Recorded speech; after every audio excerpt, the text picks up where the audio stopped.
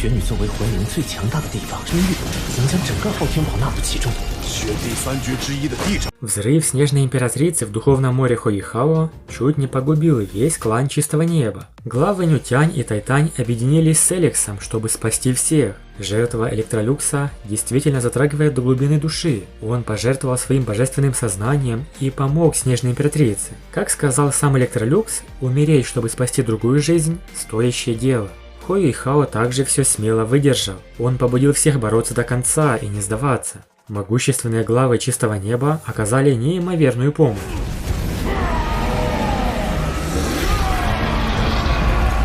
Только представьте, когда все эти сильнейшие существа объединили свои силы. Электролюкс с божественным сознанием, Нютянь и Тайтань практически боги, Ледяная Императрица возрастом 400 тысяч лет и Шелкопряд в 1 000 000 лет.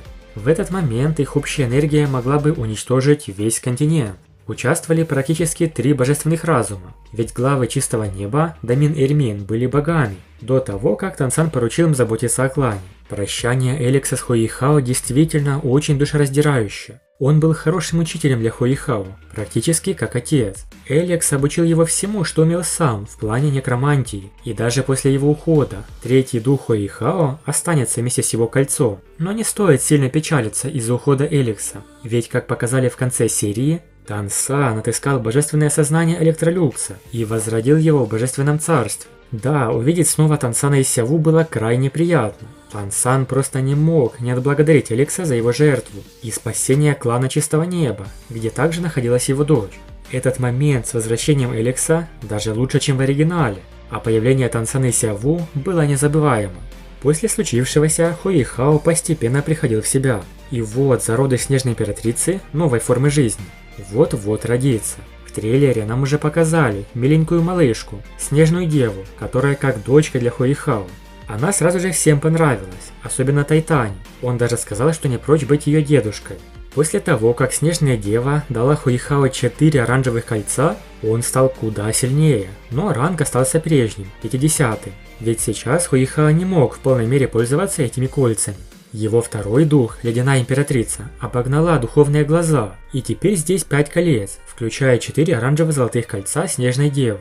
Интересно, какие навыки получит Хуихао от колец возрастом 700 тысяч лет. Главы Чистого Неба также хотели увидеть, насколько полезна малышка Снежная Дева в бою. Практически в самом начале она превратила Тайтаня в ледяную скульптуру, полностью заморозив. Учитывая ее атрибут, Снежная Дева отлично управлялась со льдом.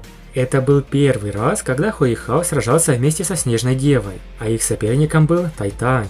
Помня, что сказал Ван Дун, Хуихао решил не пользоваться духовными инструментами, так как в клане Чистого Неба не любили механизмы. Поэтому Хуихао использовал для сражения лишь свои собственные способности, как духовного мастера. И этого хватило, чтобы сильно впечатлить Нютяня и Тайтаня.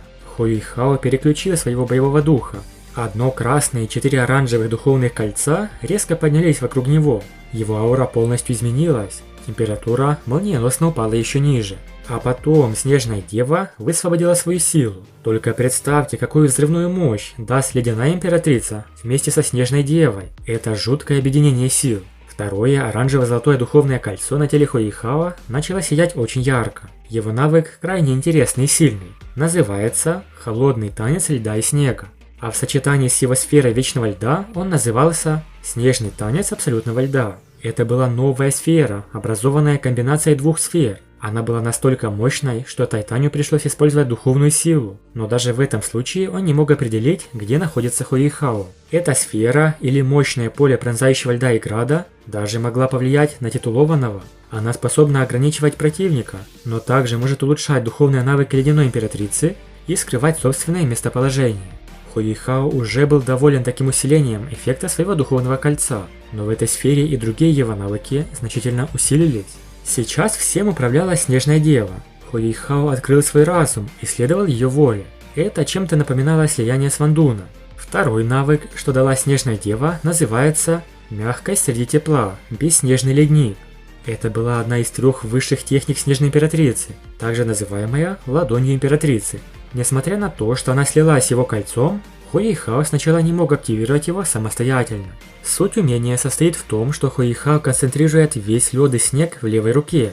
Все, на что она несет удар, заморозилось бы до абсолютного нуля. Даже душа и духовная сила. Никто не застрахован от этого. Даже титулованного можно было заморозить. Единственный способ выжить – не попасть под его удар. Это самая сильная способность ближнего боя, дарованная Снежной Императрицей. А вместе со сферой ее сила значительно увеличивается. Рука Тайтания была моментально заморожена. Не только его кровь была заморожена. Духовная и ментальная сила в его руке также застыли. Словно вся его рука перестала существовать. Два следующих навыка из 4, что дала Снежная Дева, еще сильнее. Кроме того, поддержка Снежной Девы позволяла всем духовным умениям Хуихао умножаться друг на друга. Это чрезвычайно большое усиление. В итоге, Тайтань, титулованный 98 ранга, проиграл Хуихао и Снежной Деве. Как такое возможно? По уговору, Тайтань не должен был использовать своего боевого духа, но в последней атаке Хуихао он почувствовал страшную опасность, поэтому подсознательно активировал дух, чтобы защититься. Мютянь и Тайтань были шокированы новыми способностями, что дала Снежная Дева. Они называются «Три предельных техники Снежной Императрицы», которые сделали ее знаменитой не только на Крайнем Севере. Уже не терпится посмотреть на битву Хуихао и Тайтаня, а также новые навыки Снежной Девы. Большое спасибо за просмотр. Напишите в комментариях, как вам появление Тансана в серии, а также возрождение Электролюкса. Подписывайтесь на канал и всем пока.